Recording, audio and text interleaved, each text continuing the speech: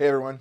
Today I just really wanted to show you guys every single thing you could do with Sheets AI. In terms of, let's talk a little bit about the menus, right? So here we have clear chat, which, as it says, it clears the chat and brings it back to this state right here. Perfect for if you're talking to it, you start noticing errors, you start having issues. Always recommend that you clear chat. Yeah.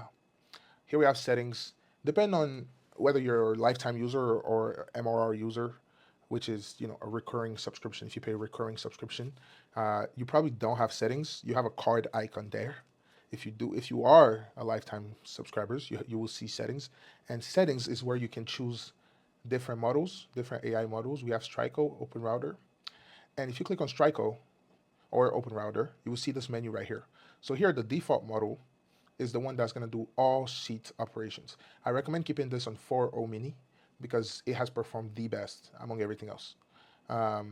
Maybe Gemini Flash 2.0, but my biggest recommendation is 4.0 mini. Content generation model. This is the model that will be activated whenever you're content generating from Sci, which is the formula, or you're content generating from Sheets AI itself, right?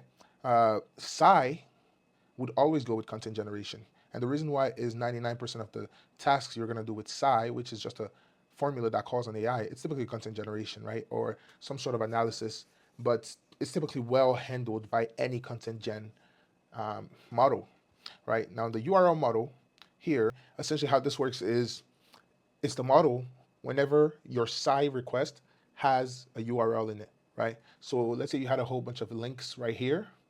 Actually, I have a data with links. Okay, so if I did a SCI formula referencing this, perplexity will be called, not, even if I put this as 4.0 mini, 4, oh,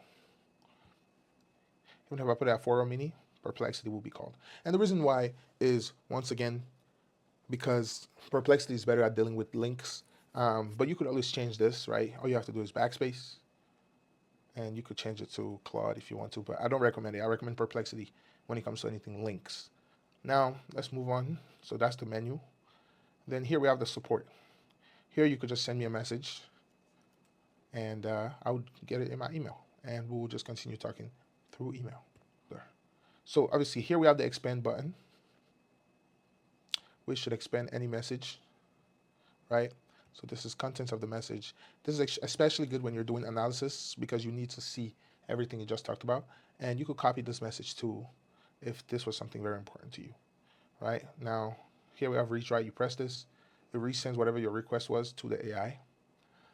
Here we have the formula builder. Now, this is important to do a few different things, right? So let's say I had a formula here. I'll click this, and sometimes it glitches, but at the end of the day, it always finds out what's the actual value. So when it's glitching, give it a little second and it will be good. And all you have to do is press make static. And if there was a formula there, the formula will become plain text. Here's an example.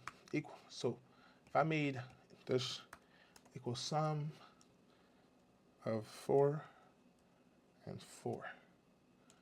All right, so the answer here is 8, but if you look here, it still shows the formula, right? So I would go here and I'll press make static. And now there is no formula, it's just 8.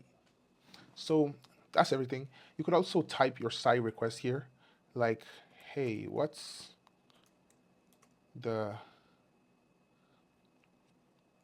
link to A3?